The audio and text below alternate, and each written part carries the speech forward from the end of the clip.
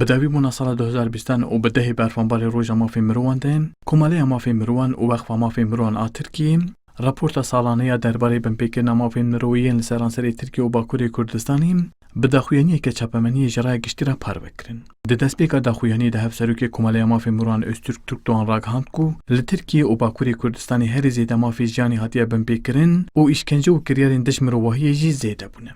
Yaşam hakkı ihlalleriyle ilgili bilanço var. Diyanzde mehim boriyên îsalda bi destê hêzên asayişê, çardeh kesan canê xwe ji destan. Ji ber şer û pevçûnên di navbera artêşa Tirk û PKK da 225 leşker, polîs, gerîlla û welatî mirine.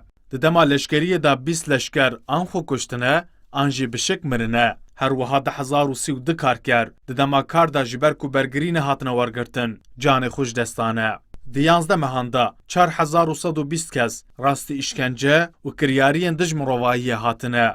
Li gelviyekî de raportê da tê diyarkirin ku li girtîgehên Tirkiyeyê niha disadin hewêt 1456 kes dimînin û ji ber vîrusa koronayê ji hemû mafîvaniyên hiqûqî ji destê wan hatine derxistin û hema her mehna xweşeke girtî canê xwe jî dest dide. Hak ihlalleri çok yoğun boyutta aslında cezaevlerinde. Di girtîgehan de binpêkirina mafan di asta herî jî orada ye. Mafêgirtiyan yên axaftin û hevdîtina bi malbatên xwe re hatiye rakirin. Qedexeya rojname, televîzyon û pirtûkan heye.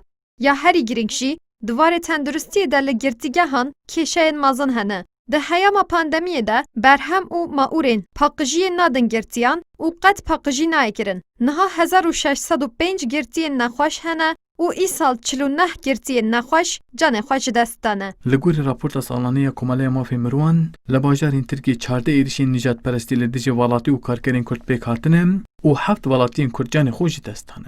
Her wiha di raportê da tê gotin ku li her derên Tirkiye qedexe û tune hesabandina li ser zimanê Kurdî jî di asta herî jî orada ye. Pirsgirêka Kurdî yani di serî de pirsgirêka Mafê Mirwan e. Yani em werde fikirin 2020 da dikarin bêjin hemî di nava Tirkiyeyê hemû ji çarçoveyê Tirkiye cî digire li coğrafya, etnografiyek Tirkiye'de baskı zede hebûn û operasyon zede hebûn.